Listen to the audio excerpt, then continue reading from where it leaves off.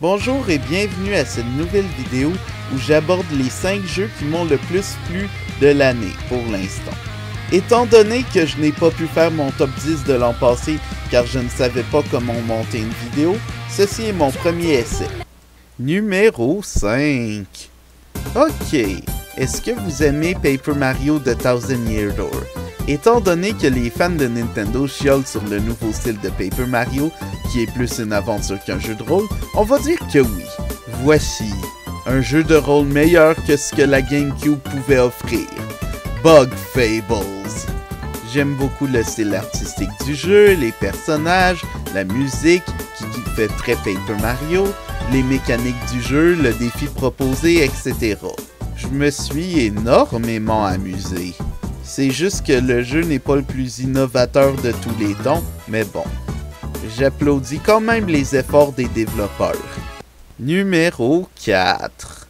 Tetsuya Nomura est un artiste vraiment prétentieux qui a créé plusieurs personnages de Final Fantasy après le 6e opus et Kingdom Hearts. Le résultat de ses œuvres est souvent un pur désastre de complexité.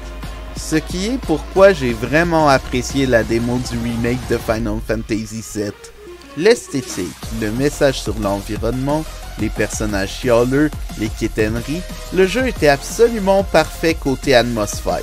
Pour la jouabilité, ben c'est comme Kingdom Hearts mais avec plus de menus. C'est tout. Donc oui, c'est rare qu'une démo m'impressionne à ce point-là.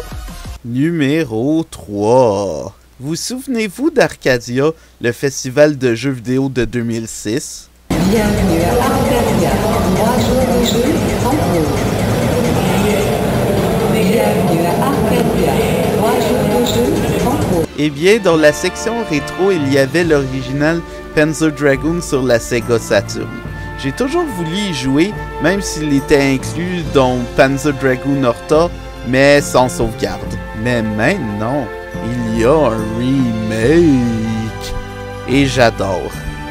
Même avec les problèmes graphiques, la faible durée de la campagne, la résolution, etc., j'adore.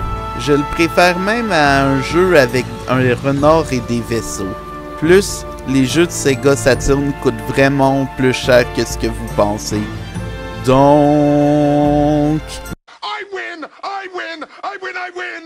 Numéro 2. Ok, je triche. Ce jeu est sorti le 26 décembre 2019. Mais qui d'autre que le créateur de Katamari Damacy sort un jeu le 26 décembre? Donc, selon moi, Wattam compte pour un jeu de 2020. Donc, quel est le but du jeu? Vous êtes le maire et vous devez régler des problèmes post-apocalyptiques des habitants de votre planète. Avec de l'amitié. Avec ses énigmes charmantes et son humour plus absurde que sexe illégal. Bonsoir les jeunes, mon nom est Tony Légal. Vous connaissez fort probablement mon guitariste Paul Serge. C'est carré de payer! Yeah! J'ai vraiment adoré ce jeu quand même assez court. C'est ça le problème. J'adore résoudre les énigmes des habitants, hein? Mais le jeu est trop court pour le 26$ demandé. You are my number one dreams. Ceci n'est une surprise pour personne étant donné que j'ai beaucoup parlé de ce jeu avec mes amis, mais wow! Tu peux créer des jeux en 3D que tu veux dans le style que tu veux. Plateforme, course, tir, jeu de rôle, etc. C'est sûr qu'il y a des limites au moteur de jeu, mais sinon j'ai absolument adoré les créations des utilisateurs. Même si certaines ne m'ont pas vraiment plu. Sinon c'est mon jeu de l'année pour l'instant.